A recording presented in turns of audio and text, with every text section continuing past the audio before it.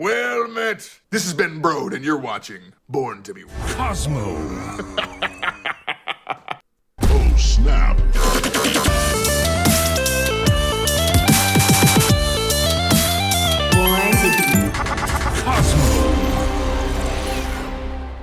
Welcome to a special edition of Born to be Cosmo. I was gonna say Friday edition, and then I remembered it was Thursday, but it's not. But it's not Saturday. That's the important thing to note here. And the reason we're gathered here on a Thursday and not a Saturday, since I can recall what day of the week it is, we had an OTA a few hours ago, and this is as close to a live reaction as you're gonna get from us. Kind of different perspectives. Zombies has been playing with the game pretty much since the OTA has gone live, so for several hours. I got about maybe an hour of game time in since the OTA went live. And Nate, you've been quite busy, and you got precisely no time. In fact, a lot of these reactions are going to be in real time from you, so this should make for an interesting conversation. OTA stands for "Oh, that's awful," or maybe it stands for "Oh, that's awesome." I guess we'll see. And I think in this case, it's going to be a little bit of column A and B. A lot of changes. I don't know about you guys, but when they talked about their release schedule for the holiday season at the beginning of the month, right, when the patch dropped, it was there's going to be no OTA, and then there'll be an OTA if crazy things happen, and then it was we're going to have an OTA. So I expected it to be more on the tame side because. We've got a patch in January, but that probably has been locked in for some time and is going to be a content update. And the next OTA isn't for another month, is it? Yeah, about a month. Yeah. 18th, so probably. The game as it is right now, outside of new card releases, is, the power level will remain as is. So I wasn't expecting a lot. And I think that my expectations were exceeded because there were a lot of changes made, and we're going to take you through them all. Yeah, it's by virtue of comparison, I think it's the best OTA we've gotten in like 2 months. It's not really because it's particularly great. It's more so because like the other ones have just been awful. But that's something. Wow, something. that is a decidedly negative take. Although, hey, I'm positive about this OTA. I'm positive it's better than the rest of the trash. Are you sure? I heard that you alias Mr. Negative over there. Yeah, I've been playing Mr. Negative all day. So what else do you expect? That was gonna be my pun. The lead into my pun. You squashed my pun. All right. No, it wasn't your bad. It was Zombies' bad, but it's okay. No, that's an interesting take. Yeah, the last couple have been controversial to rough. I think I would agree with you. And this one, I don't even know really what to think of it yet. There are some things that I expected that I didn't want to see. There were some things that I expected to not see, which came true. And then there were kind of the big surprises, and there were many. So for me, it was change to X. Didn't want it to happen, but saw it coming. It's been in the works for a long time, unfortunately. Yeah, unfortunately. X has been places. He's seen things. Yeah. No change to Loki, which I am disappointed with, but also expected. But the Ellen Loki. Yeah, and then just like the buffs to Ronan, the changes to Viper, are all like, So yeah, I know that Nate, you chopped up Snapzone's excellent graphic that they release every time there's a balance update. So perhaps maybe we could just get into it and start talking about it card by card. Yeah, and I've got Havok up on the screen because he's the new card, but we'll get there in the appropriate time, in connection with the other changes. So yeah, let's jump straight to it. So yeah, we got this graphic from Marvel Snap Zone, and I'll just jump right in. The first one is Professor X. Rip. Man, I've been calling, for me to say I called it would be somewhat disingenuous because I just assumed every balance patch X was going to get the hatchet, and somehow X dodged because of this whole new player experience thing. But Blob, I think Blob was the straw that broke the camel's back. People were getting X'd and blobbed, and the same set of people that don't like Galactus probably don't like this either. They Yeah, I hate don't. lockdown. They hate lockdown. Yep. It's all the lockdown cards got hit. Storm got hit.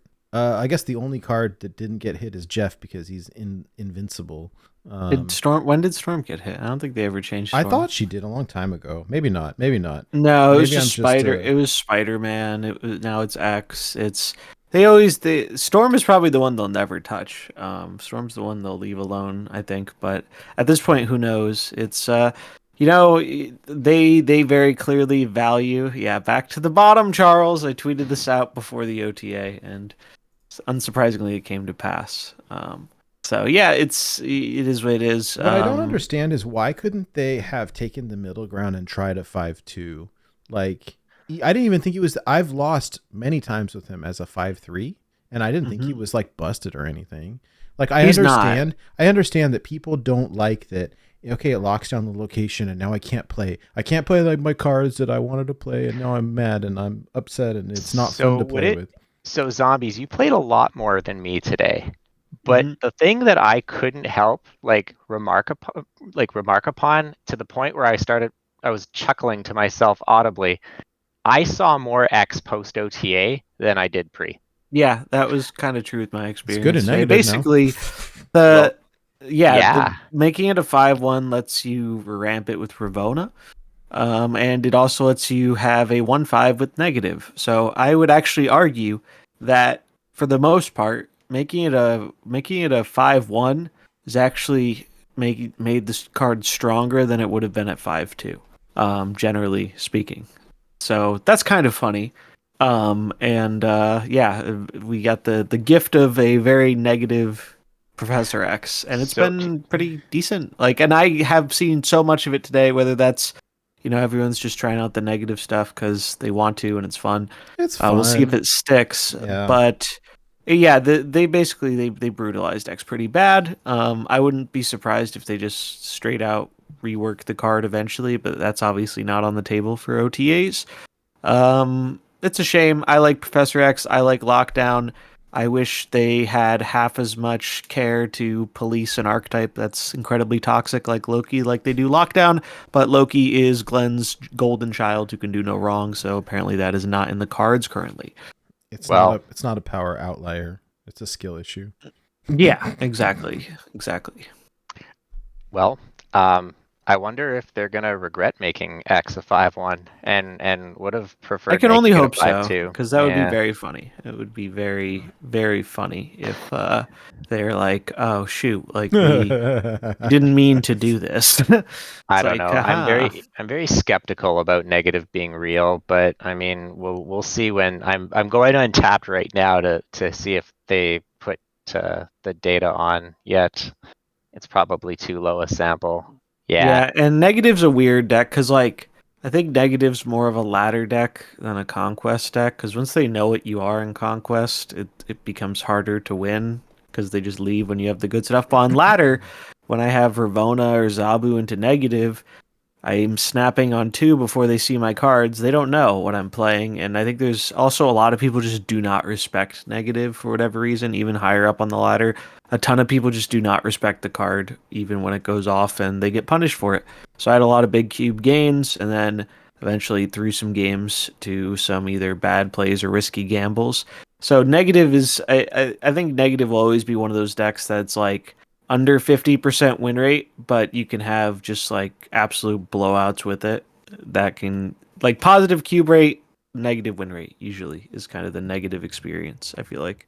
Yep. I played against a Blob Thanos that was still running X. I guess they were just running the same list, and I couldn't help but wonder if perhaps maybe in that specific deck, X might still just be good enough because you've got a lot of high stat cheap things that you put in the X lane, like the stones, Thanos will probably still get the most use out of it just because sometimes if you draw your stones and your opponent doesn't put a lot of stuff on the board, X can still get there. And then the other thing is if you have a high value 5-drop, you can still do the using Professor X to close a lane and then blob another lane. You just have to reverse your order, right? You have to play your Vision or your Dino or whatever other 5-drop on 4 into X on 5 and to blob on 6. That's still a viable line. So maybe it stays around. I don't know. It's kind of hard to say. I didn't see very much Blob Thanos. People are trying a lot of, the cards that got changed today, and Blob Thanos, the only change was Professor X getting worse, so didn't see as many people on it, even though I think it's still a very, very good deck. Yeah. We'll probably see more of it in the later down the line, later this weekend or something. People will go back to it. When it was played against me in the context of like being against the Thanos player, I that was what I thought. I was like, this doesn't seem all that different. Had I played something into that lane, it wouldn't have mattered by 2 points. So I don't know. It'll see less play because it's been nerfed and it has that nerf effect. syndrome. But I think that, I imagine that the good players will probably experiment, and then those experimentations will then be adopted through the ladder. So we'll see. I guess, we'll see if this actually really does kill X, or if they've just enabled a new way for X to torture us via negative. Good or bad, I saw a lot of it on ladder. I mean, it's the most the most natural thing to want to try, right? Whenever like the power gets reduced. Yeah, it's been a meme for forever, right? Like, a card now has lower power and it's a high cost card. Boom, goes right in it. It's almost as big a meme of, it's a 3-drop. Well, Silver Surfer card now. It's like the second most popular meme. So it's neat. Like Professor X felt good for me in negative. It also helped. I found. Sometimes you would just, even when you don't hit negative, if you could just get ahead in one lane, Bravona lets you play X on 4, and then you just kind of close out with what you've got left. And it's still a playable card. It's just, it's going to have a harder time in general lockdown decks, I think. Yeah. Will the people that loathe X and called for this nerf be satisfied by it? They'll be satisfied that they're seeing less of it. They will not be satisfied when they lose to it. It's the Alioth situation all over again. They'll be happy that they aren't seeing it as much, so that'll ease some frustration. But when they lose to it, the baby rage will still come out just the same. All right. Yeah. I'm sad about it, but whatever. Their facts don't care about your feelings. I'm well. Unless it's Loki, then they care very much about like one person's feelings. I feel like that's how you should, if you want to take out your revenge, Nate, you just become a Loki gamer. Yeah, I played so much of it. I'm just so bored of it. I think a lot of other people are too, because even when it was one of the best decks with Wolf, a lot of people stopped playing it. And I think it's because a lot of people are bad with it, and a lot of people who are good with it are bored of it. But some of the other buffs we saw here are buffs to archetypes that Loki is good against, so I think we might see a rise again. My huge amount of copium is that if there will be a Loki nerf, that it would be in a full patch. I think they are going to be reluctant to actually OTA the card at all. If they change him, it's going to be reworking the effect in some way outside of the scope of general OTAs, so maybe January 9th, keep an eye out if they finally decide to hit Loki and change the effect. But I would not put your house on it. No. All right. So we nerf decks, and unlike most nerfs to cards, we're seeing more of it rather than less. The question is, will it be a novelty or will it hold? Can you imagine the nerf makes the play rate of it go up, and so the people that wanted to see it less are even more upset? It's like that time when they nerfed the second time they nerfed Galactus and they reworked it, and it became a 6/7. People were saying it was a buff. Remember that? Like unironically, like, oh my god, they buffed Galactus. What? So that was crazy. That was crazy. Well, I wonder if we'll see a similar. Yeah, we could. We potentially could see a similar discourse with this. It's certainly. It's certainly a change. Yeah. Unwittingly buffed it with Mr. Negative. Oh my gosh, that's hilarious. All right. So what have we got next? Next up is Werewolf by Night. So it went from being a 3/3 to now it's a 4/4. So everything else is the same. It's just slower, which is this matters a lot. This is a very, very heavy nerf. I don't think I can overemphasize that this is a very heavy nerf to the card. It's basically it's a Zabu card now, And that's not like a meme. That's if you want to get significant value out of this card, you almost certainly have to run Zabu, because the difference between getting Wolf down on 3 and Wolf down on 4 is really, really different. And you need that extra turn for cheap on reveal stuff to make the Werewolf work. And I think most decks are going to drop this. And this is a pretty huge change to the metagame, because not only Loki was running this, most mid-rangey decks were running this, because they have a lot of cheap on reveals. They can move the Wolf around. It's big stats that your opponent has to kind of predict where it ends up, so it's not easy to die to tech. It was just a very, very powerful card. And the thing I'm concerned about is, while Loki was good with it, it was also very good against Loki, because scaling threats are better against Loki than raw stats. Because when they copy your hand, or they copy your deck, they aren't getting your 3/10 werewolf. They're getting a 3/3 werewolf on turn 5 or maybe turn 4. They don't have as much time or space to make use of it. Whereas if you're playing like a deck with big stats, Loki's going to clown on you pretty relentlessly. And so I don't know where this card is going to find much of a home outside of some Zabu decks. Maybe a Zabu Darkhawk, maybe a Zabu Loki, who knows, where you can still get it down on 3. But this is a very, very big nerf. It hit, yeah. Like Price said in chat, like, so glad I spent 6K tokens on this, right?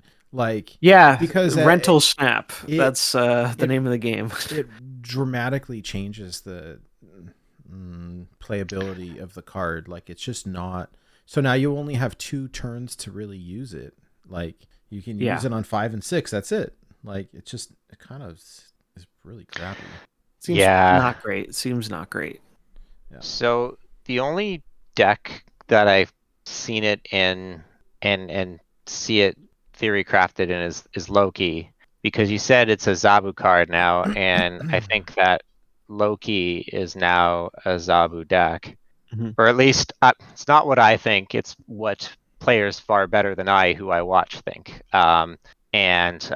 Safety Blade tweeted out a Loki list that's running Zabu, still running Wolf, and Lambie and KM Best are going with similar lines with slightly different card choices, but let's say 9 out of the 12 are the same between all 3 players. It feels like kind of like when they nerfed Snow Guard. It went from being in all exactly of these like decks Snow to Guard. being a Loki card, right?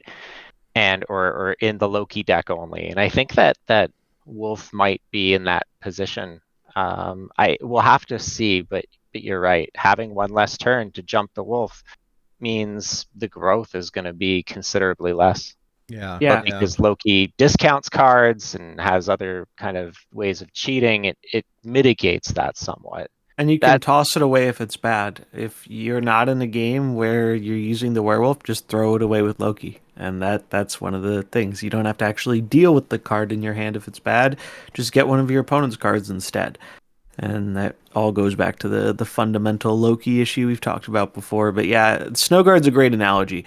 They took a card that was being used in a wide variety of decks and now are pushing it into a narrow amount of decks, and they view it as a win, when I think a lot of players are going to kind of take that as an L, even though the card was, I think, pretty undisputably, it was like one of the best, if not the best, 3-drop in the game. I don't think anyone's really surprised or upset that it was nerfed, but a lot of people, I think, aren't the happiest with how it was nerfed, because there were a lot of different ways they could have tweaked this card. They could have lowered the base power, they could have lowered the amount it goes up in power from 2 to 1. There were a lot of options. They even, in an answer, they said they considered even a 3/1 that gets +3, but only once per turn. So they considered all these options. They decided to go with this one. I think this is one of, if not the hardest nerfs they could do to the card. And we'll have to see if it sticks, because this card's coming back around to Spotlight Caches, and in its current form, not too sure it's going to be that desirable. Nope. Yeah. It's very frustrating. Like, at least, can I have a couple of my tokens back? It's the collector provides no refunds. Thumbs up. Yeah. No refunds, but they will tell you when you already own a card and you've acquired it again. That you'll be informed of. And they'll pat you on the back with 1K tokens while they're at it. Yep. Yay.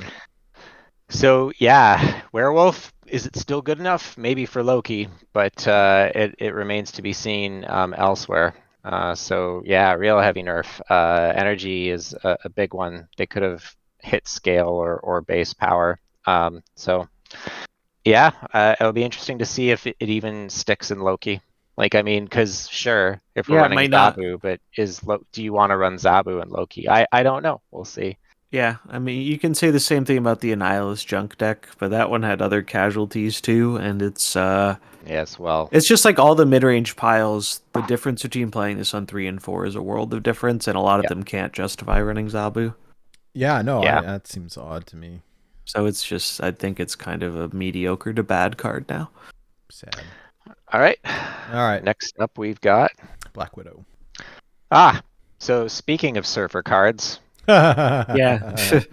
so we basically this is a very similar nerf because what they've done here is they've narrowed the use case for Black Widow. So what I Mhm. mean is Black Widow is seeing play in two kind of deck types: the good card mid-range piles, right? You know, like the Dino Dark Hawk kind of like mid-range, or like Mhm. Dark Hawk decks, and then bounce decks, right? Decks that were running Yep. Werewolf and Beast and that kind of thing.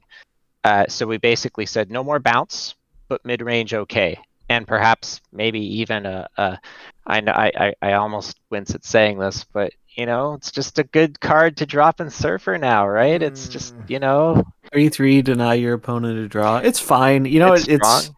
their yeah. solution to a card seeing more play or doing more disruption than they like is just slap 3/3 on it. They did it with Rock Slide. They're doing it with Widow. They did it with Mobius. They're going to do it with more cards in the future. This is the stat line they give something when they're like, this effect is really powerful, so we don't want people getting like multiple of it or bouncing it or whatever. Let's slap 3/3 on it and call it a day. Yeah.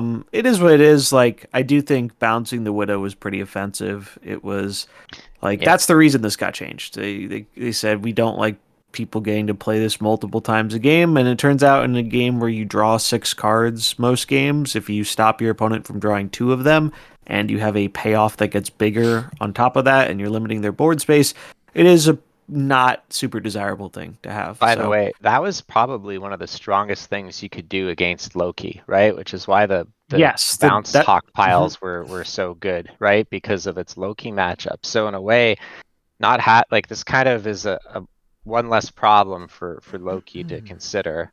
I'll tell you what though, I was playing a lot of Thanos since Blob came out, like the rest of the world. And it really sucked when Black Widow Yeah. Oh yeah, because denied they your would draw. have priority a fair amount of the time, and then you would lose your draw in the stones, and that was usually pretty backbreaking. I feel like this is like a buff almost to like the mid-range decks that were playing Black Widow. Because they were playing Widow anyhow, and now they're just happy to get the extra 2 points. I don't know. I wouldn't go that far. I think the 2-drop slot on the curve was very valuable, and then also losing the bounce aspect. Between this and one of the other nerfs with like Viper, it really messed up the junk decks curve a lot. Right. It's like the card on its own in a vacuum is fine, but the decks that like this, I think it's a pretty big hit to it, especially alongside Werewolf, because you were often playing Werewolf with Black Widow and the bounce stuff, and it was just domino effect kind of. Yeah, it's just the curve stone decks that probably don't care about this change, or are they're still gonna run it, I guess is what I'm saying. I don't know. Maybe. I think you're going to see less of this card just because the 3-drop.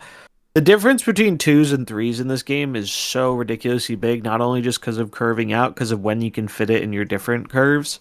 Like, I think Mobius was the best example. It's so Right. easy to fit a 2-drop in on different turns because you can tempo it on turn 2, you can play it with a 1-drop on 3, 2 2s on 4, 2 3 on 5, a 4 and a 2 on 6. Like, those are just good numbers.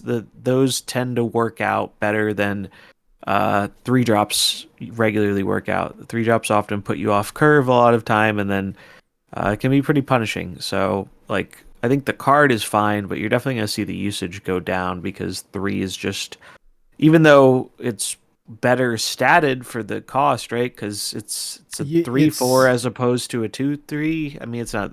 it's not that much better, but I don't know. It's But people were using it primarily in like bounce and stuff, right? And it's just not that feasible. yeah, to do bounce anymore, is the bounce was the big thing, and this is no longer a bounce card. Bouncing a 3-drop versus bouncing a 2-drop is a world of difference because of the beast reduction and when you can fit it in. Yeah. All right, so 3 is the Kiss of Death. We'll see if Black Widow even sees play outside of the bounce shells. Some of us are doubtful. So probably a pretty heavy nerf then, considering that feedback. All right, yeah, our next card. I've never seen this card played before. It's a card called Martyr. Is that a new variant for Titania? Is they buff Martyr from a 1/4 to a 1/5. It moves to a location that will lose you the game if it can at the end, kind of like the inverse Miss Marvel. So they broke the lore, unless there's a forthcoming buff to Miss Marvel, a rebuff back to 4/5. Probably not. We've been there already, so I don't say I wouldn't hold my I have breath, never. but- I don't own this card. I haven't played it. I've had it played against me maybe once as a randomly generated card. So as a Martyr owner, zombies, Mm-hmm. the floor is yours. Well, I think the Ravona, or not Ravona, the Martyr topic is best summed up with a classic meme. I played no. Cerebro 4 the other day, and I beat Loki with it. So 100% win rate versus Loki. Cerebro 4 is broken. But yeah, no, Cerebro 4 wasn't a good deck, but it was fun to mess around with Martyr in. However, Martyr's friendship with Cerebro 4 burned bright and it burned fast, but it's over. And Cerebro 5 is its new best friend. And that's really the main place I see this card moving to. It is now a Cerebro 5 card. And Cerebro 5 can probably use it fairly effectively because not only is the stat line better, but if you're pumping up all your 5s to 7 with Cerebro, you're going to have less situations where Martyr actually moves to lose you the game. Bro, there is no chance I'm spending 3,000 tokens on that. No, don't buy this card. Do not buy this card. Unless you're like the most dedicated of Cerebro memers. This is not a card you want to buy. This is a card you will open in your random slot sometime and be like, all right, maybe I'll try out some meme deck with it. Is it a lot better than it was at 1/4? Sure. Does that mean it's going to make its way into many decks? Probably not. It's a fine change. It's just not one that I expect to make any major waves. Yeah, fair enough. All right, a Cerebro 5 change. Mm-hmm. Cerebro 5 rates it 5 out of 5. As they do. Mm-hmm. All right. What do we have next? All right. Viper is next. Okay, so this is one that perplexed me. Like I saw this and my reaction was, why? And then I went back and proceeded to do my errands and the things I had to do today. And then I came back, I sat down at my computer and saw that this was the focal point of outrage for a lot of people. Mm-hmm. And I guess unbeknownst to me, the Viper Havok combo was a major selling point for the card. It attracted the types of people that would, want to buy a card like Havok. I think they even mentioned that in the developer interview, didn't they? They basically, I don't know if they said that specifically, but they had like a lengthier answer about, someone asked why they did this, if they thought the combo was bad, and they essentially elaborated on it. Let me see if I can find it really quickly. But here it is. Nerfing Viper after people bought Havok. I find this this is the question being asked. I find this pretty outrageous, to be honest. If you guys are knowingly going to cut a new card's combo off at the knees so soon, I think it behooves you to warn people it is coming before the card goes on sale.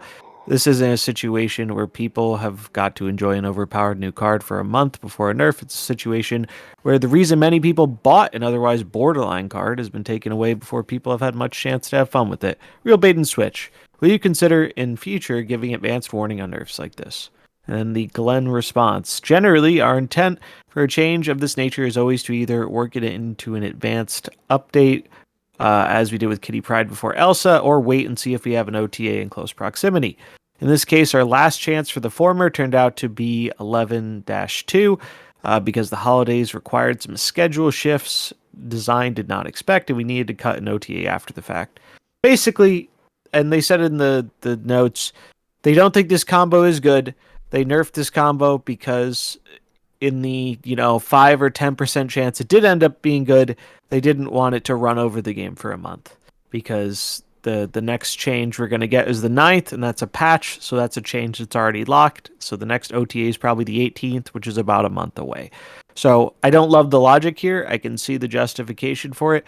I think it's still lame, but we also are factoring in that they almost certainly locked this before they even saw people actually get to play with the two cards. It does feel like a bait and switch. If Second Dinner was a better company, they would offer people a one-time refund on Havok if they want to, but they're not, and they won't, so it's off the table. But I just hope they revert Viper later, and this is just a temporary vacation, because this is really lame. It sets a bad precedent, and I think it is going to make people lose some consumer confidence in the fact that I know a lot of junk players, they're hurting from the Widow nerf, and they just get double tapped by this Viper change when Viper wasn't even really doing... Like, the combo, not only is the combo bad, but this messes up Viper a lot outside of the combo, right? Like, you can't Sentry Viper on the final turn anymore. It messes with the junk curve a lot. Viper is pretty much just an unplayable card. Well, and Viper Hood as well. Like, it's just not what you want to see anymore. No, you don't. You do not put this card in a deck. You don't So run this card anymore. I agree. I think a couple thoughts though. I never liked getting vipered. Like honestly, like it's not. I don't think something that anybody liked getting vipered, Well, but people don't like getting goblined either. You don't see them nuking those. Yeah, but I would argue that getting vipered is a more big, for me. It's a bigger feels bad than X or Galactus, right? Because you don't always see it coming, or there's very little that you can do about it because it's so early on in the game. I guess, for those that bought Havok and felt that they got baited, I think the lesson for us all here is if there's an OTA coming and you can time your purchases around the OTA, do that. So Yeah. for example, if you wanted to buy Havok, but you knew there was an OTA coming this week, well, you could still buy Havok now, or perhaps maybe you'll pass. I tend to, whenever people ask, hey Blue, do I get Werewolf by night? I kind of want to do the fun thing. I look at the proximity, like the power level of the card, or the feels bad that it can generate relative to the proximity of the OTA. Like Martian asked us if they should get Werewolf by night. This was a couple weeks ago, and really our advice was, well, if you can, wait until today to see what happens. And sure enough, unless you really wanted to play it in low key, you probably would have saved yourself the expense, right? So that's the lesson. But it's not a good lesson, to your point, Zombies. I don't feels think bad. that. Yeah, like I'm not. Feel unsecure in their investment with their tokens because of this, and I do think it just is continuing the cycle of eroding at consumer confidence, and it's going to make people less likely to. Because we're really playing darts at this point with a blindfold on, in terms of how long a card that is very good goes without an adjustment. Do you call it consumer confidence? I'm going to take it a step further. I don't like that term because it kind of creates like this abstract kind of notion. Like it's trust, right? It's trust between Second Dinner and us. Yeah, the trust is consumer. Like the consumers have confidence in trusting you, right? But to me, like it is. I know it's semantics, but I feel like just describing it as a break in trust is a lot more meaningful of a statement, because it feels a lot more personal. We invest a lot of time into playing Snap, talking about Snap. It's a part of our lives, and it's unfortunate when you feel like you can't even make the most basic purchasing decisions. You have to kind of game it all, and that's I don't know. Yes, it is a breach in confidence, but I remember I feel it goes a little further than that, at least for me, perhaps. I remember specifically saying, like, there was like a tweet. I could pull it up later, but it was like, hey, I genuinely am worried about buying Werewolf because it looks pretty good and it's probably going to get I was hit. thinking of that. Yeah, I thought of you. I remember. Mhm. Yeah, and a lot of people ask the same question. Like, I get tons of those questions. Do I buy this? Do I not? And especially after the Mobius debacle, everyone's question on Werewolf was, hey, this card seems overpowered. I'm kind of worried about buying it because they're going to nerf it. That was literally the number one question that we all got right after Werewolf dropped, right after the Mobius nerf. That I've never seen so many questions about, like, hey, this card seems good. I'm scared to get it because of what they'll do to it. If that doesn't tell you everything you need to know, I don't know what does. Yeah. And that, I mean, I it mean- is just an unfortunate state. I don't know what to say. For me, my preference is always to make the changes that are necessary for game balance and game experience. But understanding that those changes can cause, collateral damage in the player base can be mitigated. It's a choice to do nothing about it. And it's that Yeah. choice, that indecision, that lack of taking any ownership of that really, it hurts, right? It kind of sucks. And so, sure, I didn't get screwed over by the Viper Havok situation. I did buy Werewolf. I had to use 4 keys. Weren't keys at the time, but still 4 spotlights to get it. And now it's gonna see a lot less play. Ouch. Anyways, so yeah. It's, I mean, if one thing is certain, you can trust Second Dinner to make the right decision about as much as you can trust Arrow to move a blob. Blob- That's the message I feel like has been sent. Is like they're gonna make the decisions they make, and when they make one that is poorly received or goes poorly, the defensive shield of "Don't worry, guys, if it's bad, we'll fix it later." And Maybe. I know most of people watching this or listening don't play Magic the Gathering Arena, but I used to think that Arena's like nerf ban refund policy was laughable, almost insulting. It is by comparison generous insofar as they give you a couple of wild cards, right? Like the equivalent of a spotlight key, maybe, if you want to think of it that way. You get nothing in Snap. It's a real No, feels bad. they just have that philosophy of, well, like, trust us, we want all the cards to be good, we'll deal with it later. But that philosophy doesn't work when the deal with it later is completely at their discretion and there's no public information, so you just have to trust them. And they say things are fine when cards clearly aren't very fine. Like defending 2099 being fine, even though like he's very clearly bad. What's the difference between 2099 and Gladiator, right? Gladiator was arguably a fringe card, but better than 2099. He's been out for less time. He got a buff. 2099's been out for forever, sees next to no play, gets ignored. You can make an argument the series is different, and that's probably another conversation to be had. But there's no rhyme or reason to what they do except for the occasional trying to time it with a season that fits. Like they said in the Ronan buff, hey, we didn't want to buff Ronan before during the Loki season because we figured that wouldn't work out very well for him. So they try and time it seasonally, and the reason they don't do like a larger amount of buffs, even things they may have already figured out, is they only have so many cards in the game, so they want to space out these buffs. So there is always something to tweak on an OTA. Because frankly, a lot of the changes they do and whatnot, it feels like they could have done some of these months ago, but they need to trickle it because otherwise they're going to run out of cards to adjust.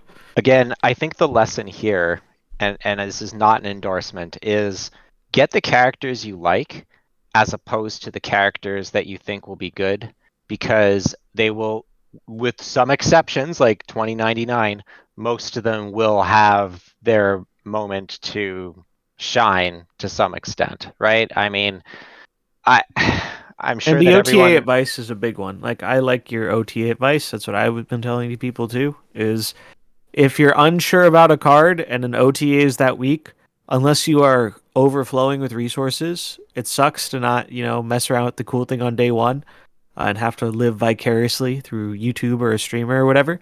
But if you're trying to get the most out of your resources and you don't want to have the rug pulled from under your feet, If there's an OTA that week, wait for the OTA because nothing is set in stone. In fact, everything is like set in clay, and it can all change, and a lot of it will change. So factor that in when you're making these purchases. And I think we're going to see, especially if Wolf, like predicted, doesn't do very well, I think that is going to make people really question when a new busted card comes out if they should actually get the card or wait to see what its later or final form is.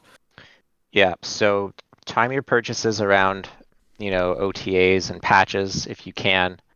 If you can, select the characters that you enjoy more as opposed to the ones that you think will be good. I get it though. Everybody wants to win a certain amount, even when they're trying to have fun. But still, if there's a card, like for example, like I was on the fence about Blob, but then when I saw the animation, I knew that it was like a card that I would enjoy, and I wasn't sure it was going to be good, or if it was good, it was going to get nerfed, but I'd be okay with that because I enjoyed the card itself.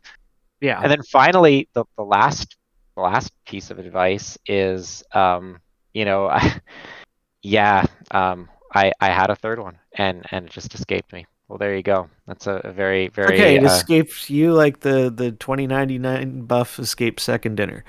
Sometimes Yeah. these things happen. There's no good reason for it, but I had a it is third what it lesson is. learned, and now I can't recall it. Darn. But yeah, I think that unfortunately, oh yes, the third one is if a card is popular or very strong, it will see an adjustment. It's almost a foregone conclusion. It's not like Hearthstone where sometimes the powerful card, never gets touched, like the joke about Edwin always dodging the nerf in Snap. If a card it sees like more than 15% play in a deck and untapped, or is obviously the tier 1 outlier, it will be adjusted and changed. That's why I think, to your point, Zombies, low-key, if it continues to perform well, which it may not, we'll see. I think it probably will. It's perhaps January 9th will be Loki's reckoning.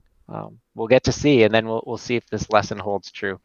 Although I think those that purchased Loki with their battle pass last September, was it, got their money's worth. Oh, we definitely got our money's Yeah, worth. you got a Loki. quarter of the year to clown on people with one of the most hilariously broken and unfun to play against cards I've had the displeasure of playing against in my whole time playing card games. It's definitely fun for people, and I'm glad some people enjoy it. But I've played a lot of card games, and I have a hard time remembering a card that resonated so poorly to play against for me. Oh, you don't like losing to your own cards that they played with the reduced cost? I know, it's shocking. Losing to your own deck, but better isn't very fun. It's and I don't know. Professor X just feels bad, so and so does Alioth, and so does whatever else. Yeah. So does Viper, apparently. So let's hit Thanos again. No. That's the one thing this patch missed on. That's the logic. I forgot their Thanos nerf. That's the logic, right? All right. And let's get to the next card. Oh, that was certainly a good conversation. Ronan the Accuser. So we're past the nerfs, right? Now it's just buffs? There's some, I think, that are kind of in between as well. Yeah, a little more borderline. Well, I mean, we've been waiting for the buff to the Kawaii Ronan to use that great bundle variant, and it is upon us. And, I mean, I'll be honest, I'm a little disappointed that they just gave it a flat power increase. I was hoping they were going to, keep the idea of the card, but rework it a little bit more. This does make it quite a bit better. It's no longer bad Devil Dino. 5/5 is a lot better than 5/3 with the effect. The worry here is that if there's a lot of Loki and you play Ronan into Loki, you're probably going to have a bad time. But I ran into some Ronan decks today, and they actually did pretty well versus me. I had one where the game generated a card to my hand. They played Master Mold. My hand was full. I got kind of screwed. I've seen some people doing Sandman, so they limit the amount of cards you can play. They ramp out the Sandman. You're not playing as many cards, and then the Ronan's big. I think it's a real card now. It's just going to depend on the context of what else is real in the meta, if it ends up succeeding or not. But it's nice to see Ronan finally get his buff, because he was one of the worst 5-drops in the game.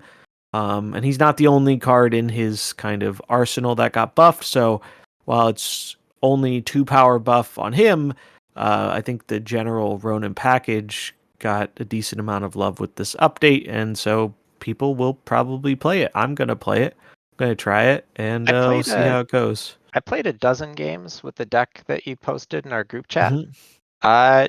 So it felt good insofar as that it puts up numbers, right? I think that what the deck lacks is kind of, it doesn't put up enough numbers to compete with, like, blobs or things that go that tall. And it doesn't really have a lot of disruption. But Ronan the package seemed strong. And I think that the strongest part of the package isn't even Ronan itself. It's Maximus, which also received a buff. And even though we didn't get to it, I think that these two cards are somewhat analogous to talk about one another. So Max went being from a 3/7 to a 2/6.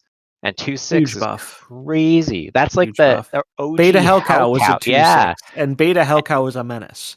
And this is, in a way, you could argue that it's similar in that it has a downside that can be converted to upside, and it converts to upside with Ronan in other situations too. But straight up, it's just really good with Ronan.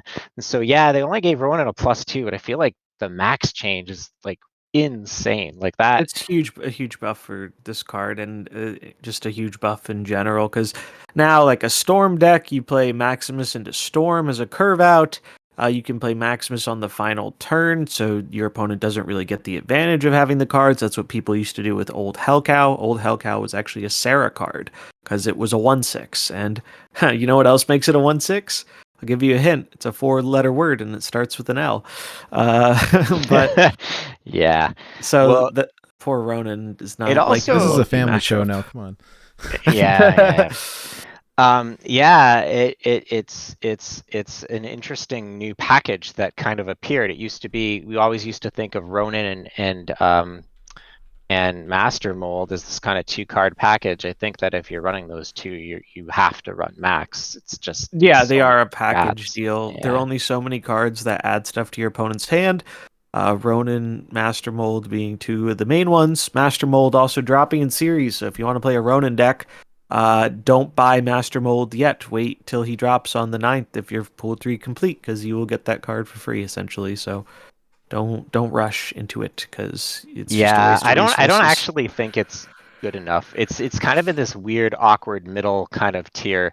It doesn't have the reactive tools, like if you're playing the package. Like, I suppose you can play You Shang. could build it reactively. It's just, I think It feels building it. chunky with it at 5, though, right? Like, that's Yeah, the 5 drops problem. are just like, yeah, because your main window to play it is on 5. You don't really want to play it on 6. You want to curve it out on 5. So if you miss that or something disrupts that, the deck feels a lot worse. This is why we put Lad in the deck too, so that we can essentially get a Ronan Lad. We've seen Dino Lad has been good. People ran that in Thanos, so like similar kind of situation.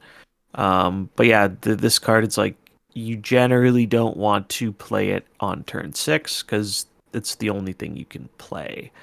But overall, I think these are some of the changes that people are more positive on, myself included. Been waiting for a Ronan buff, and I'm looking forward to trying it out. As long as I can dodge the Lokis. The Lokis and the Blobs and Yeah, Blob is just like Blob is a great card. it's just Oh my gosh. And the animation it's with his tummy going bloop bloop bloop bloop bloop. yeah, it's nothing competes with Blob in terms of power. It goes taller than anything else in the game, I except like maybe Negative what you said, Blue. or I think Tribunal. it hits the spot for me. Like you don't cut Alioth. You run Blob and Alioth, and you just look. Do I have Prio? Oh, cool. I'll run Alioth. Do I not have Prio? Cool. I'll run Blob. Like, oh my gosh.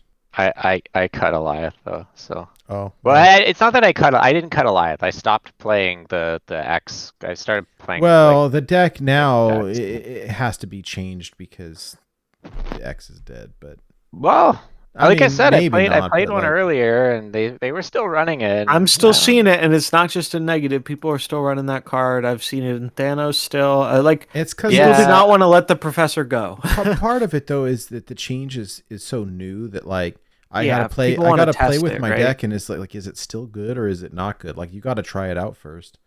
And there is an argument that yeah, Daredevil gets a bit better because now you really need to know the knowledge of where X goes to win you the thing. The other Yeah. big thing about X, and I noticed this playing an X deck without Jeff, is Jeff no longer ties X on its own. If you X on its own, Jeff will beat you. That is a huge nerf to the card. Like I Yeah. can't overstate how big of a difference that makes, given how ubiquitous Jeff is in like mid-rangey, just most decks in the game that aren't like combo decks. Run Jeff, and Jeff is just way stronger at beating Professor X now. Yep. Yeah. Unless you also run your own Jeff, but even then, it's kind of relevant.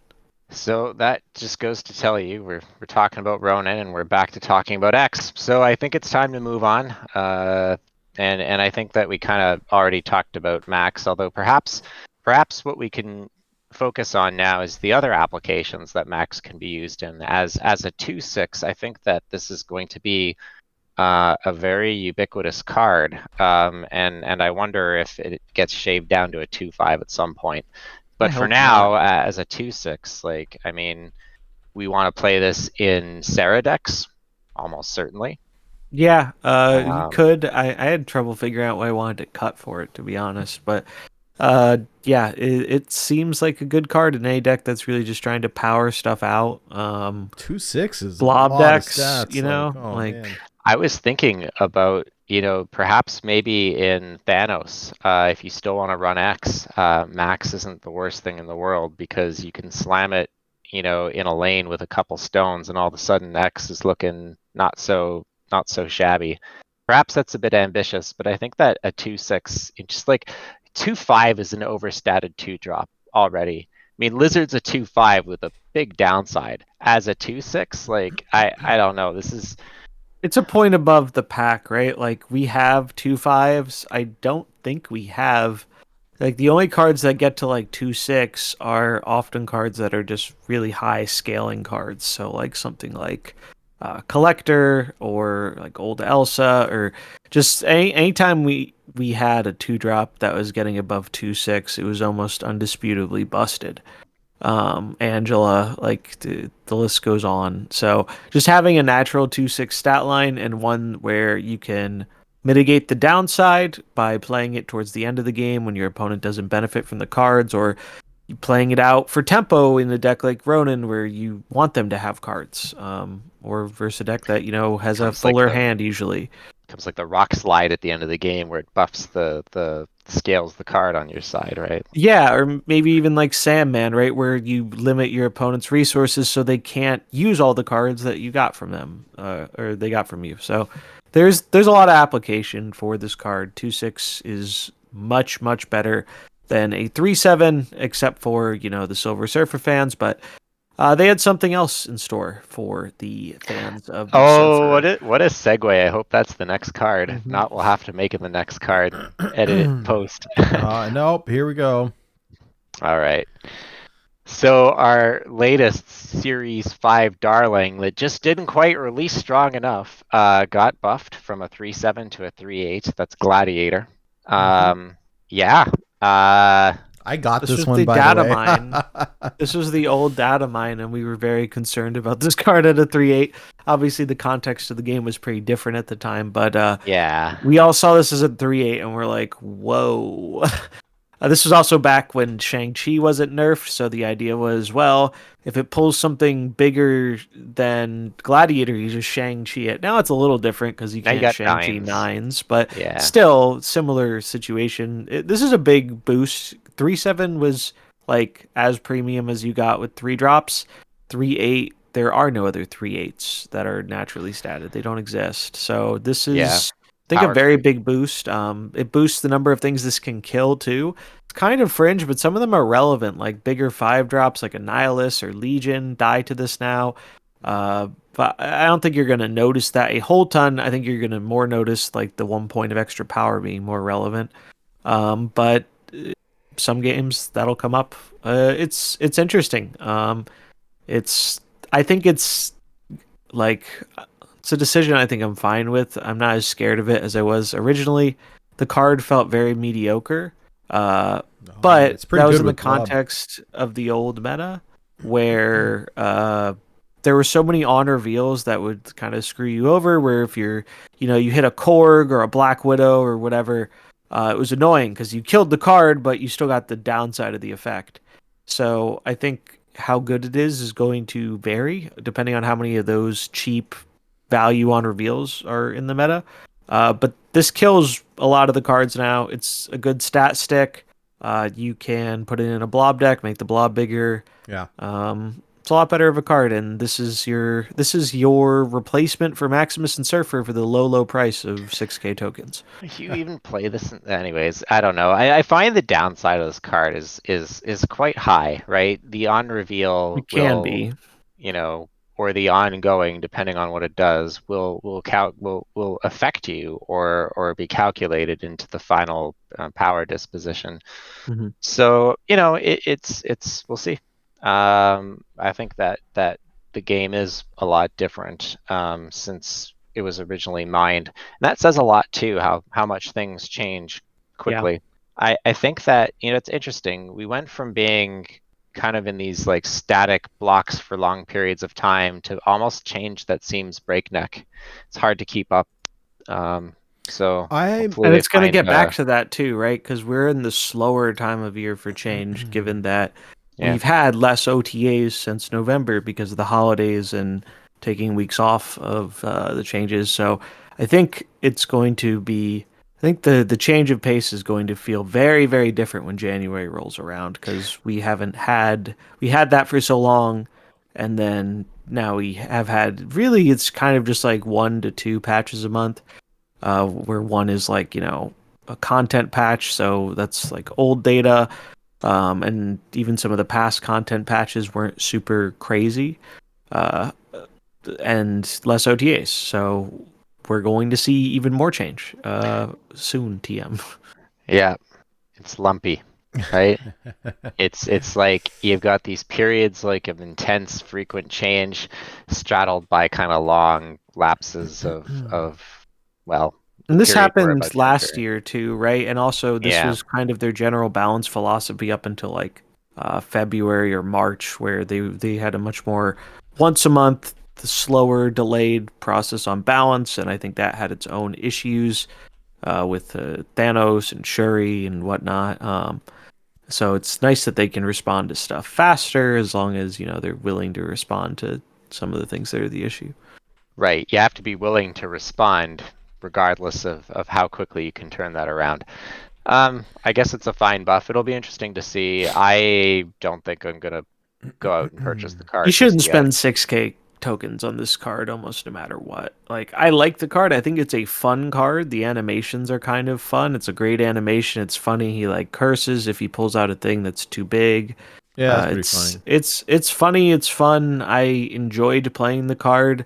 It is not a card you should be prioritizing with your tokens. If you get it randomly or if you get it, if it's in a spotlight week, you like the other stuff, sure. But it's When not a was it card you out? need to have. I got it, and I don't remember how I got it anymore. I I think you high rolled a random open, if I recall Oh, correctly. Like you were opening another week, and I think you got it. And I remember that kind of happened to me. I was kind of mad because I gambled 2 caches on it the week it came out because I was bored and just wanted to mess around with it, and I got lucky.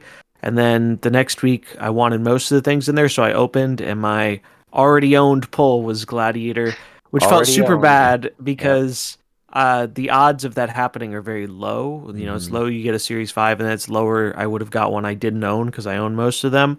So if I waited a week, I would have been like rewarded, but you have no way of knowing that, and it just adds to that kind of feels bad of getting an already owned card, but it is what it is. Yeah, I've gotten really lucky and high rolled the last couple of spotlight caches too. I've saved up to 13 now, 13 keys. Pretty good. And the last 2 I've opened on 1. So and I bought Havok with tokens because I didn't want to roll for it. But And there we can use this opportunity to plug. So Snap Zone, I saw Kirilos tweet out this. They do all the graphics that we see on Snap Zone, but I believe they were also involved in this project, which is a Spotlight Cash Planner. This is the first website I've seen do something like this, and I think it's actually really good. Obviously, it's not 100% foolproof to plan in this game because of how they change things. Case in point, Stature was data mined for a future week. We know she's going to Series 3, so she's probably not going to be in that week anymore. That'll change. But generally, a lot of the data mine stuff for Spotlight stays the same. And with this system, you can check off boxes on, hey, I want this card, or hey, I'm going to use tokens on this card. And it actually crunches the numbers on how many resources you need to effectively get what you want, which I think is really cool. Like it does the math on these are how many tokens you're expected to get. These are how many tokens you'll need if you're going to use them on X, Y, and Z card. These are on average how many keys you're going to need to get the cards in the week. And it's really good. And you can even change it between buying the season pass, not buying the season pass, if you're using your gold on credits or tokens to help get more of those. It's one of the better features I think they've ever added. So if you like planning ahead and you're not sure, do I have enough things or not? I check it out. It's pretty cool. That's a neat feature. I'm looking at it right now.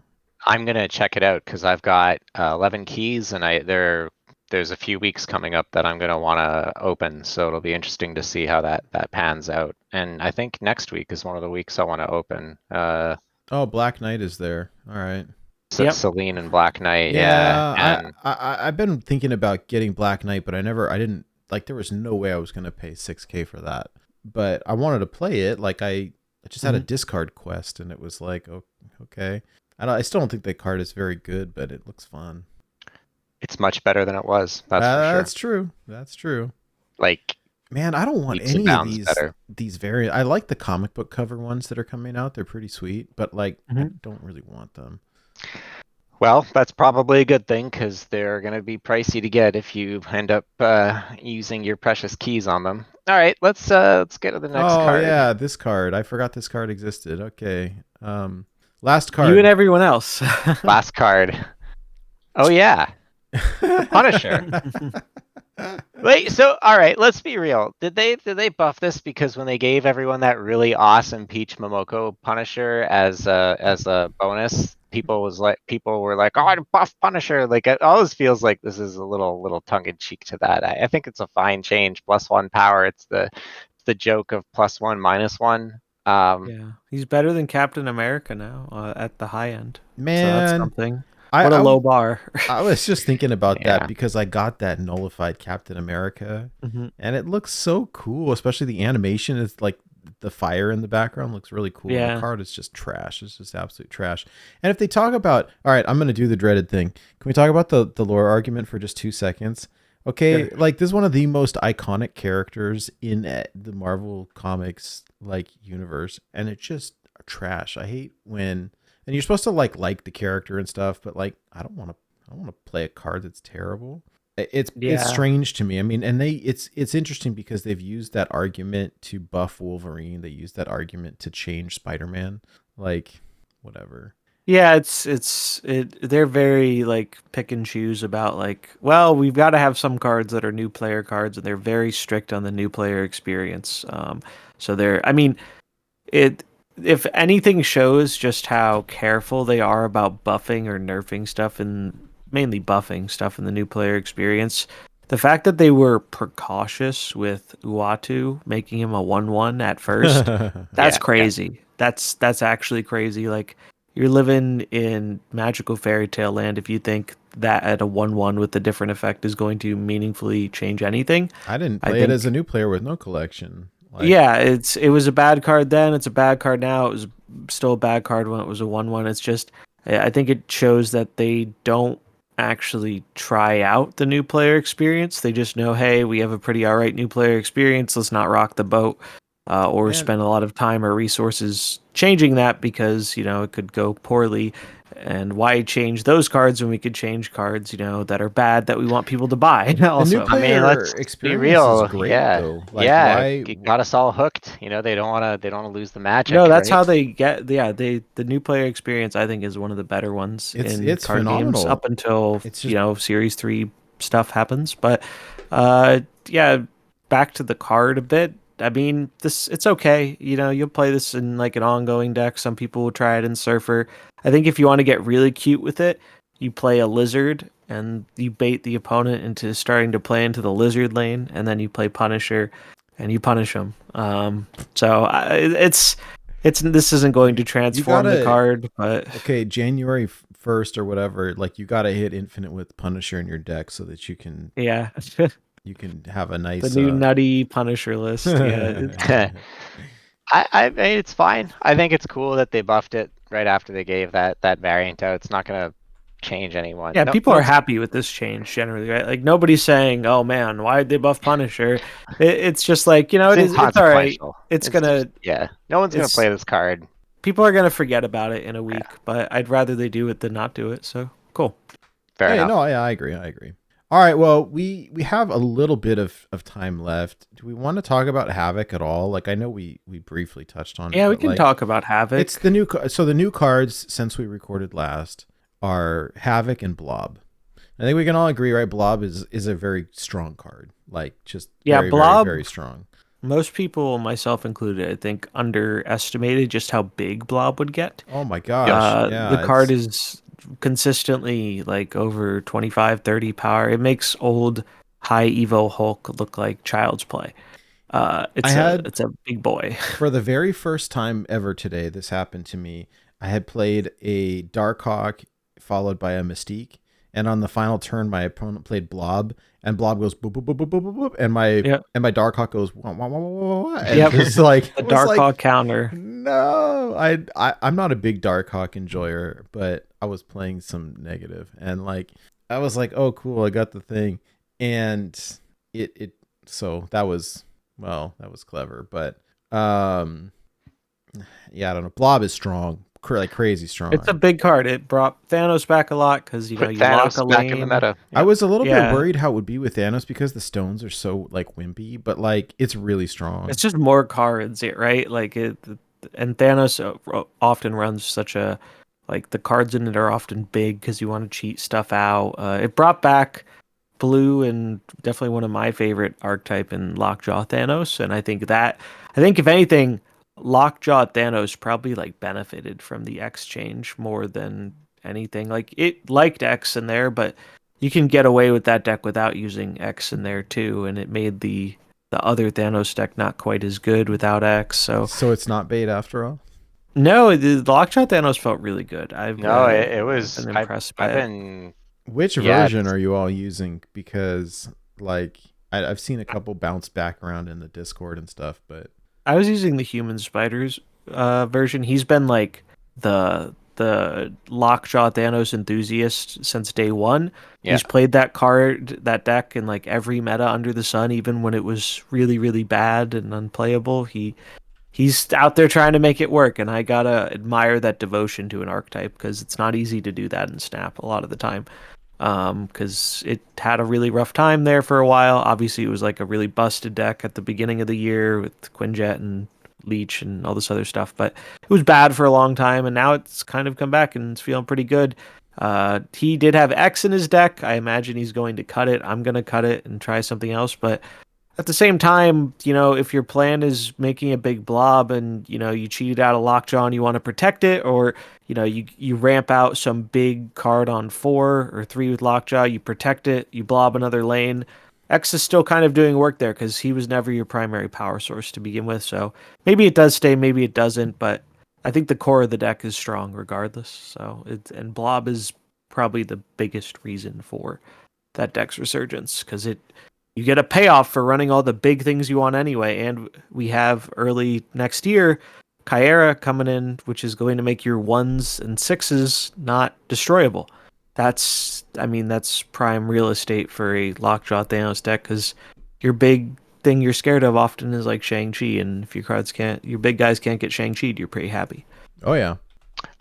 So I was curious if the human spider's been cooking, and it looks like they're experimenting with Ronan and Max in That's a Locked cool On idea. Thanos. They are trying different things out. So it's not like this is the final iteration, but there's already cooking being done. And in a way, I think that Ronan Max isn't the worst idea in the world because, I mean, again, it's Blob. It's good for Blob, and it's like a little 2-card package. Anyways, we'll see Yeah, what pretty they. I think solid. that there's gonna be a Thanos list that will continue to see play. Yeah, That's Thanos almost isn't for going certain. anywhere, and Yeah. especially later, in this February, looks like it's going to be a very Thanos-y theme season. But we wanted to talk about Havok too, because that's the new card of the week, right? And yeah, here's the list from the Human Yeah, here's the Spider. If list you're for anybody who looking wants it. It for might someone, change because this is before yeah, the OTAs, but It almost certainly will probably almost maybe not cut X. We'll see. It probably does, but I don't know. We'll have to wait and yeah, see how time that. will tell. But it's a fun list. It's effective. So if you want to play Thanos, but you weren't as into like the more control-y version that was going around, this is the way I would go. Yeah. Um, but Havok is the so we're seeing a pattern, right? Like when they started doing Series 4 cards, we had like 1 or 2 months where they were like 2 Series 4 cards and people were like losing their mind. It was awesome. And now we've kind of settled into a rotation, I think, of well, we do, 1 Series 4 card a month. And Havok is the Series 4 card this month. And he got a lot of crap from a lot of people, myself included. Just didn't seem like that great of a card. He was worse when he was originally data mined as a 2/1 that got +3 power at the end of turn. The Havok Viper combo is something people were scared about. You give Havok to your opponent on turn 3, and then they are stuck at that energy for the rest of the game. Havok gets big though, so you need to like Shang or Shadow King him because, I mean, if you send Havok over on 3, they get the thing at the end of turn, so he's like a 16 power card. It's nothing to scoff at. But that combo didn't work very well. The places this card is seeing play, like I played a bunch of it. Uh, Negative, I think this is a very good negative card, especially in like the new negative with X and whatnot. I've liked this. It's not core. You can play without it, but if you have it, it's a good home for it because you often play it on turn 5. And if it's a negative flipped, you play it for free. It ends up being a 0/10, and that's pretty good. Even if you play it on the final turn for 0, it's a 0/6. And in other decks, you're often playing it either on turn 5 or turn 6 because then you get like a 2/8 or whatever, or a 1/4, and you don't suffer that much from the downside. The other decks I really liked it in were just kind of like an old school Hitmonkey bounce style deck where you're kind of okay being down a mana on the final turn. I imagine even maybe some Sarah decks might experiment with this, but the new Maximus is probably just better in that kind of slot. And then like a tempo deck with Wave is another home people have tried it in. I tried it there. I kind of like it. You play this with Wave on turn 5. It makes your 6s and 5s cost 4, so you can still play a 6 or a 5 and even 1-drop alongside that on turn 6 and still get a 2/8 from Havok. So those have been the best homes for it. By no means this is a card you need to buy. But if you like those style of decks, Havok is a decent addition to it. I would not race out to get it though. I would kind of just wait and maybe you roll into it in your random slot, or maybe he's featured again in a week where you want something else. Generally, with Series 4 cards, getting them opened randomly or buying them with tokens is the way to go. You don't really want to use your spotlights just to get a Series 4 card because they're not as valuable as Series 5 cards. The most exciting deck I've seen cooked with Havok is negative. And I think that anytime that's the most exciting place, that's the most It's a exciting place warning for a sign, card. right? Yeah, Yeah. it's a bit of a red flag. I mean, look, negative's your thing, then by all means, I guess get it, right? But I think that it's an easy wait and see. I, It's good with Professor X. I will say that, sure. especially in negative when you even against Professor X, that's actually been a great thing, is playing this where I think they're going to X and you gain the extra power and then you outscale them in the lane is pretty cool. But yeah, it's just very specific, you know, and it's really not a card you often can play before turn 5 because you're stuck at whatever energy you're on. I think the most efficient thing to do is not even to spend 3,000 tokens on it. It's to build up enough of these like Series 4 cards that you're kind of meh on. Because like when you open that fourth spot collector's spotlight reserve, right? It's more likely to roll a Series 4 than a Series 5. So if you have fewer already owned Series 4 cards, you're going to pull them more frequently there. I don't know. I guess that's why that planner, not to keep promoting it, is such a good tool, because perhaps there's going to be months where you want to open and get all 3 things. Like next week, I think a lot of people are going to end up using 3 to 4 keys because you got Lad, you got Black Knight. You know, a lot of people have been waiting for Lad to show up in a spotlight. You know, so it's good to have some cards built up so that you'll see that already owned message a little less frequently. I wish that we didn't have to be so tactical about how to spend our in-game resources. Like it feel like, honestly, and this comes from someone that plays an infamous gacha game by Hoyoverse, like I feel like I don't have to be nearly as careful with my resource planning in that game as I am in Snap. Like it's not good how deliberate you have to be. I don't like it. Yeah, and it's especially annoying, and we don't really have a whole ton of time to dive into it, but the whole controversy surrounding, you know, there was that big bundle coming up in a few days, the Sentry bundle. There was a data mine. People have been planning for it for a long time. Data mine gets updated, find out it's nerfed. People are upset because they passed on previously better deals to save for this one. It changed last minute.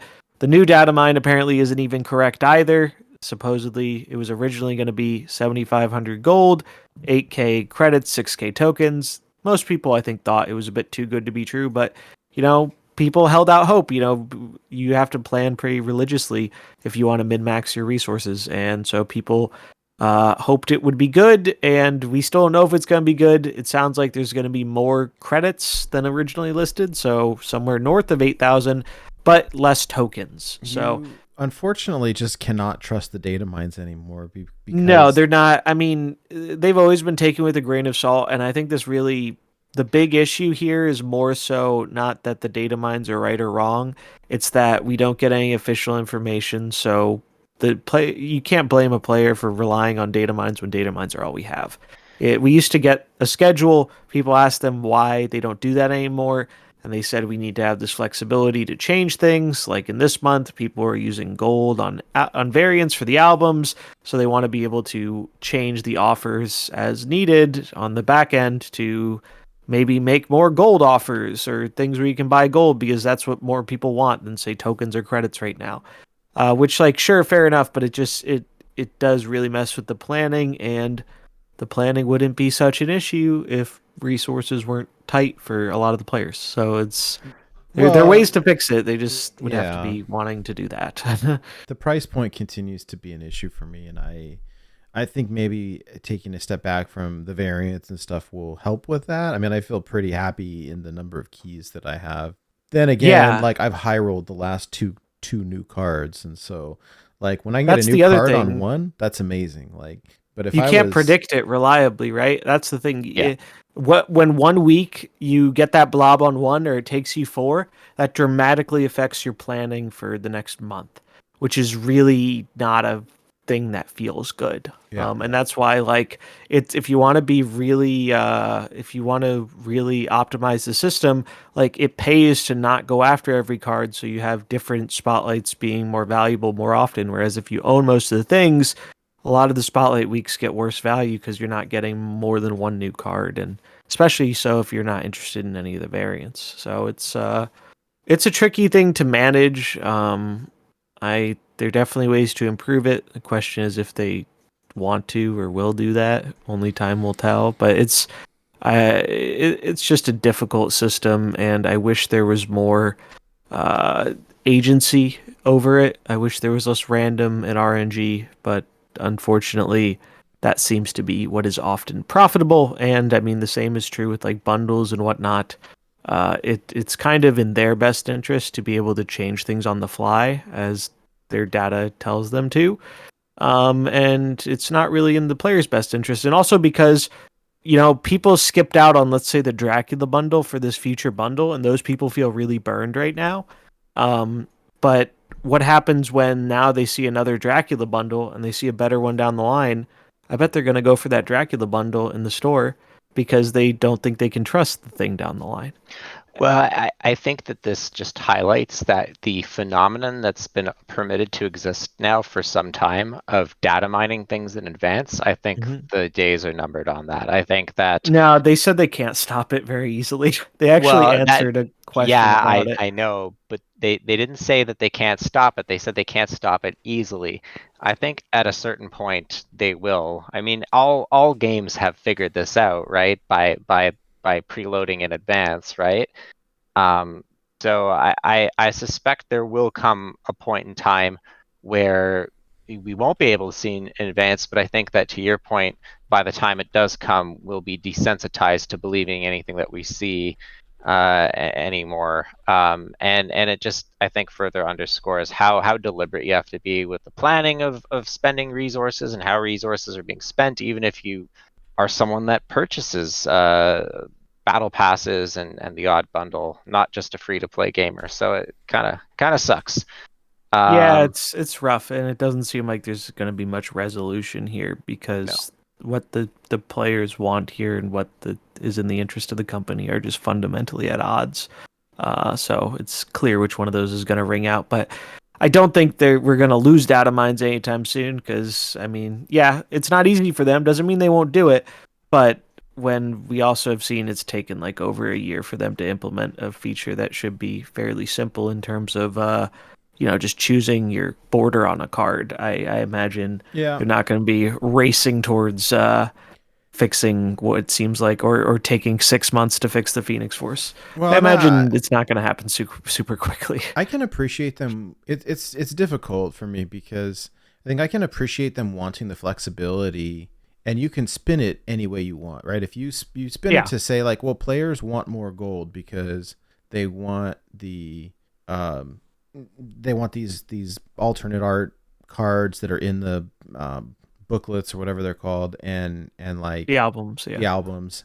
Like so we want to switch this to offer more gold and less tokens. Like, yeah, okay, I get that. But as like people with limited resources, I'm trying to plan because, like, say I really wanted that stupid Electra variant that they just released, and I'm looking at it ahead of time, and it's like, oh, it's 1,200 gold.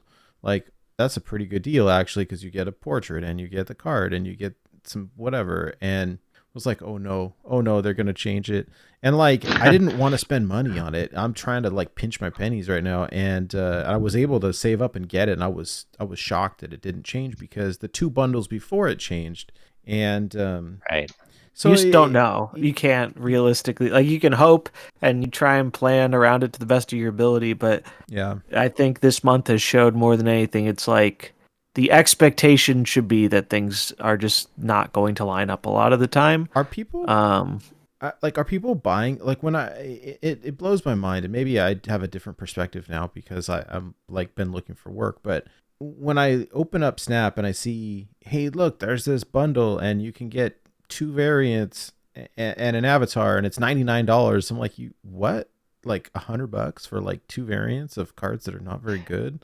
Like, I why think would that I? it's because they're not. It's not meant to entice you. It's not meant for you. I guess. I don't know. The Magic the Gathering slogan: "This product isn't meant for you," and that's okay. And yeah, well, I in a lot of ways it does feel a lot like Magic the Gathering, and not in terms of gameplay and balance, but just in terms of like philosophy, how they perceive the value of their product. They're basically they're valuating their product to be, more expensive. A luxury product. A luxury product. They use one. They use the Prada or the Louis Vuitton analogy somewhere, if I recall. And I think that there are going to be bundles that are priced that will entice you, like that Electra one. and there will be ones that don't. I think that for you and I, Nate, like we came from a very different experience, and Hearthstone isn't even the same anymore like it was. It used to be that you'd get everything as it would come out. You'd have a complete collection. You'd have everything.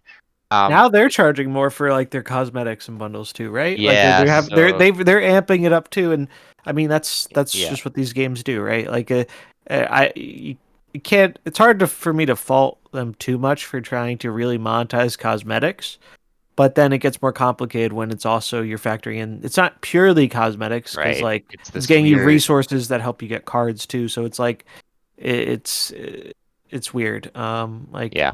They it's tie progression in with it. It's not separated in any, like it's all interwoven, and it makes the calculations a lot more Plus black and complex as white. well. Yeah. Yeah. It's makes it more complicated, but yeah, it's I think they've been clear that their goal is to that's where they make their money, right? Is off of the small, and this is all mobile games. It's not just Marvel Snap. They make their money off of the 0.1% of people who drop a lot of money, not the people who are spending $10 a month on the pass. So that they're definitely going to shift things around to optimize that as much as we may or may not like it. It's the kind of the reality. I will say I've been pleased that I've been able to keep up with getting most of the cards without spending more than like $10 a month.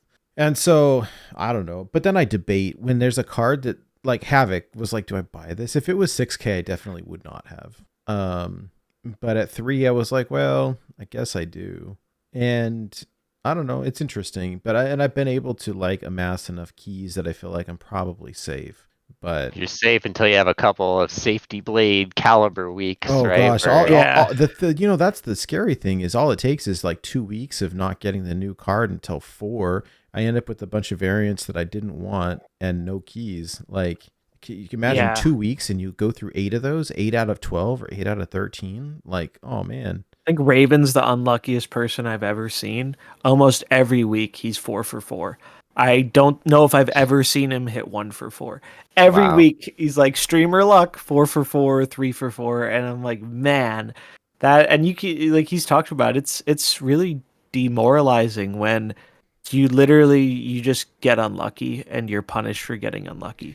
And it's completely out of your hands. So Price in chat, I feel kind of fortunate that I don't find so many of the new releases that compelling, but like what a sad world we live in, right? If I look at there's a new card coming out and I'm like, oh, what a relief. That card sucks. I don't have to spend my tokens on it or my keys on it. Like that's crazy. It says a lot about the model. Yeah, for sure. And I think everyone's felt that way at some point. I felt that way too, but it's you see a bad card and you're like, all right, phew, I can skip this week. I don't want this. That's crazy. Weird. It's like, very weird. I want to be, especially coming from a game like Hearthstone where we're so used to having like a complete collection. Although this game ingrains in us very fast, right? Like that is not the target audience collection. So it's just and I'll still say this, like we say this every episode, right? For all its flaws, I love the gameplay itself is wonderful. Like the game is fun. The economy is trash and the key system is bad and a lot of other things about the game are bad and ridiculously expensive. The gameplay is really fun. So they reinvented the wheel on the gameplay and they got it right and people love it, and then they reinvented the wheel on the economy, and well, let's just say that wheel isn't quite as round. Well, people like their exclusivity and that's what just kills me because I want the $200 miles and I'm not getting it. So there you go. Yeah. The FOMO is real, and unfortunately it works. It works very, very well. As they said in the famous, there's a famous developer talk called Let's Go Whaling, where they discuss the economics of how mobile games work. And my favorite part about it is at the very start, they're like, we'll talk about ethics at the end if there's time. And I think that just kind of speaks to the whole concept of FOMO and farming whales and whatnot. It's like it's a deeply unethical system in a lot of ways, but it's just so effective that companies are stupid not to do it. No, And it if you plays draw on the line, it doesn't change anything, right? Like if this one company says, "Oh, I'm not going to do that," they're really just punching themselves in the face. Because is that going to stop other companies from doing it? No. So it's no. really, yeah. But it's just it's predatory, and for Yeah, people any who gotcha, are and most mobile games have some kind of predatory nature to them, and it's just kind of an unfortunate reality that you have to like there. I after seeing like the money I've spent on Snap and whatnot, like I have a very strict policy on free to play games now. I'm fine enjoying a free to play game, but and this is maybe a useful bit of info for anyone who's going to start playing one or whatever. Psychologically, you have a barrier in free to play when you've not spent any money. The second you make that first purchase with the welcome bundle, there's a reason every one of these games gives you a 10x value thing, because once you make that first purchase, the wall is down. That is the hardest thing to do in free to play games, is to get someone who has never spent to spend one thing. Doesn't matter if it's $1. Once that wall is down, the percentage chance of you spending again and more in the future and repeating is so much higher. And so I would just leave people with that kind of advice. If you're free to play, or even if you're only a pass only spender, the harder you can keep yourself to that, the better off you will be if you're trying to play on a budget. Because once the wall falls down, it stays down statistically. yeah. And if you do decide to spend, you'll have to make peace with not having everything. Yeah, you just can't. Yeah. You just can't. Early on, my kid and I were on this big kick on like the pixels of all things that everybody hates, right? My kid's super into pixels, and I thought, oh, they're kind of fun. They're ugly, but they're cute. And like I could make a deck using all pixels. And then I'm like, whoa, hold on, like $5 per card, like at the cheap adds end, up. like even on the cheap end, that's crazy. That's crazy. Just for alternate art that is arguably bad. Just right? rip them on the Like- tracker and the Twitch drops, Oh, gosh. like Well, now like you we get- do. Oh yeah, Oh. okay. So all right, I gotta go because I gotta bounce real soon. But like, how many people? I heard of at least 3 people, myself included, who pulled like I jammed through the Twitch drops in one day. I just left it on. I put it on Dexter's stream and I left. And then I pulled a Pixel Deadpool, and then someone in Lee's stream said they got Pixel Kingpin, and then you got Pixel Morbius, right? Yeah. I didn't get a pixel. Did you get a hip? No, I didn't. Was I it a good got, one? What'd you get? Yeah. I don't recall. I got I think it was a death. It was a death variant. I Oh, think. well, you did better than us anyhow. I guess. I just whatever. It wasn't one that I wanted. It wasn't Dan Hip Ant-Man. That's the one. That's my most wanted variant. Dan Hip Ant-Man. So that I can get the Keep It Cosmo emote. Oh, See, so they get you. close. They get you. Yep. They get Hey, you. yeah, for all the flack albums have gotten, I do think, and I think a lot of the flack was justified, I do think they have been a pretty resounding success on their side from what we've heard. And I hope that they iterate on them to make them... It's very clear they also got the message that there's a reason there was such negative feedback, and they addressed that a little bit with saying, yeah, we want to do more albums with things like pixels and more Dan Hips and make it so people get more of these done and feel like they can interact with the system. And we definitely missed the mark on launch, and we want to rectify that a bit. But it sounds like albums have been very successful, so hopefully they can adjust them accordingly so people are a bit more enthusiastic about it. But it seems like the goal has been kind of met for them. I think really just the big thing, just give people some alternate path to emotes. The emotes are cool. Everyone is excited about emotes. People got a lot less excited about it when they feel like they're being excluded from any chance to have one because they're all gated behind albums, which is spending a lot of money or rolling the dice for a very long time, hoping you get the thing you want. Yep. And exclusive stuff is fine. It's not bad that they have exclusive emotes. It's bad that this feature people were excited about is totally locked behind this feature. Yeah. Yep. I'm only missing one for that Venom emote. Just the Oh wow, you're only missing one. just the Baron Mordo. That's it. Oh It's my offered goodness. it to me twice in the past, and I passed it up both times because I'm sure because it'll the offer card it was again. trash, but at some point. But I'm definitely not I'm definitely not getting baited to that stupid like random variant. Absolutely not. But Where you have an elevated chance of getting the no, that's a trap. elevated. Yes, no, thanks. But anyways, yeah. Cool. Well, we are at time, so we'll end it there. I'm sorry, guys. For those that were looking for a little bit more of an upbeat show, I think we did find some things that we liked about the balance update and events. It's been a fun played. first day. I will 100% give it that for the most part. I still hate Loki with the burning passion of 1,000 suns, but I had an enjoyable time messing around with Mr. Negative. I saw a lot of people experimenting. We'll see if it lasts, but this OTA was, I think, more positive than like almost any other patch we've gotten in the last 2 months. It's not without some flaws or issues, but better than the other ones so far. So it's something, right? It's something. Yeah. Well, and we'll see how it goes. It's so fresh, right? We wanted to try to get like a fresh take on this, and then we'll see. So I guess next time we can loop back and see, were we right, were we wrong, and how did it go? And how did it all play out? And this will be the last shakeup for a little while, so it'll be interesting to see how the how things proceed apace. I suspect that some of those big bounce changes were to preempt next week's release, which I'm actually quite interested in. So it'll be fun to see how Selene will impact the metagame as it develops. Yeah. And we'll be here to talk about it. At our In our the new regular year. in the new year in our This is regular the last show for the year, right? Oh, it is their last show for the year. How about that? It may be we could do another one. I don't know. We'll see. Then. We'll see. Maybe. We'll see how things shape up. I know that with the holidays, I've got a little bit of extra time. I don't know if that same is true for you and zombies, but we'll see. Perhaps the last show.